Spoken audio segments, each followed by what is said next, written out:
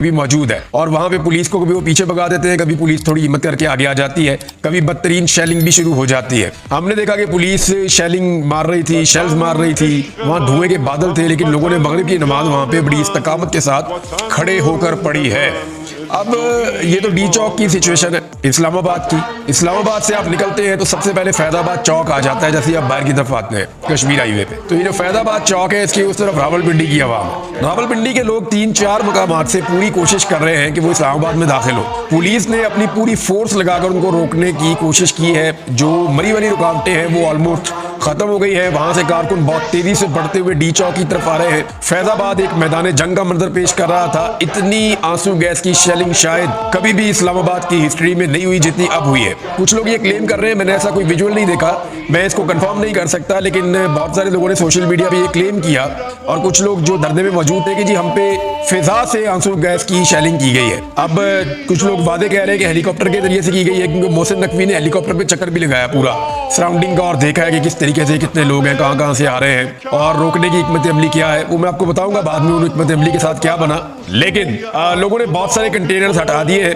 फैजाबाद पे लड़ाई का आखिरी मरहला चल रहा है। अगर यहाँ से पुलिस को खुदेड़ दिया गया, जो कि पुलिस बहुत थक गई है, तो उसके बाद ये लोग भी दाखिल हो जाएंगे डी चौक की जानिब। और जो बाकी रास्ते हैं जो रावलपिंडी से आ रहे हैं, वहां पे भी गुमसान की लड़ाई चल रही है। जो एनी शाहिदीन है वो ये कहते हैं कि हमने कभी भी इस्लामाबाद और रावलपिंडी की तारीख में इतनी मैसिव आंसू गैस की शेलिंग नहीं देखी जितनी हमने आज देखी है। लेकिन इसके बावजूद लोग आ रहे हैं, बहुत तेजी से आ रहे हैं, काफिले आगे बढ़ रहे हैं। जो सबसे बड़ा काफिला है जो खैबर पख्तूनख्वा से आ रहा है, पंजाब से तो काफिले छोटे बड़े पहुंच रहे हैं, क्योंकि वहां पे पाकिस्तान तहरीक इंसाफ की हुकूमत नहीं है, तो वो इकट्ठे नहीं आ सकते वहां से और ना अलाउ किया जाता है। तो छोटे छोटे काफिलों की सूरत में लोग अलग अलग गाड़ियों में अलग अलग बंदोबस्त करके आ रहे हैं, रुकावटें अबूर करते हुए। और कंटेनर जो है वो रस्ते में भी उठा दिए गए हैं। 26 नंबर चौरंगी पे बहुत शदीद झड़पें पुलिस की और कारकुनों की हो रही है। अब आ जाए अली अमीन गंडापुर की तरफ। उन्होंने बहुत सारी रुकावटें अबूर कर ली है। वो पंजाब में बहुत देर पहले दाखिल हो गए थे, अटक का पुल उन्होंने क्रॉस कर लिया था।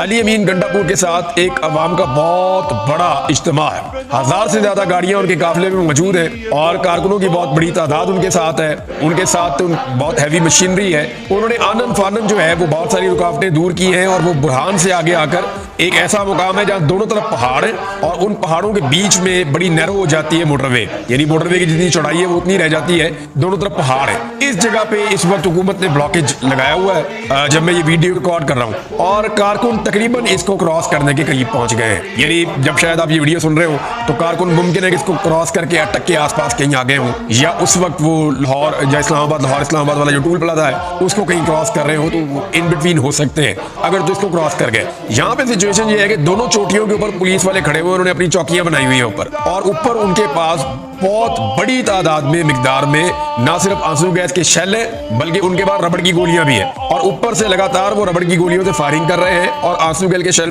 फेंक रहे हैं। दोनों पहाड़ों के बीच में बहुत बड़ी रुकावटें खड़ी की गई है, जिनको हटाने के लिए पाकिस्तान तहरीक इंसाफ का बहुत जोर लग रहा है। जो मशीनरी आगे ले जाने की कोशिश की जाती है वो धुएं में गायब हो जाती है, इतनी ज्यादा वहां आंसू गैस की शेलिंग होती है। अब इन रुकावटों को हटाने के लिए दोनों तरफ से पहाड़ों के पब्लिक ने पुलिस के पास ऊपर चढ़ना शुरू किया है, और मुमकिन है कि ऊपर पुलिस को और लोगों का तसादुम हो, और उसके बाद अगर आंसू गैस रुके, उसकी शेलिंग रुके, तो ये रास्ता खुले। अब ये रास्ता जब खुल जाता है तो फिर उसके बाद सिर्फ और सिर्फ इस्लामाबाद टूल प्लाजा है और फिर इस्लामाबाद में दाखिला है। इस्लामाबाद में अली अमीन गंडापुर साहब का काफिला दाखिल हो गया तो फिर डी चौक तक इस काफिले को रोका नहीं जा सकेगा। मैं आपको ये बात दोबारा बता दें, अगर ये रुकावट अली अमीन गंडापुर साहब ने क्रॉस की और वो इस्लामाबाद टूल प्लाजा क्रॉस कर गए जो पेशावर इस्लामाबाद वाला है, तो फिर डी चौक तक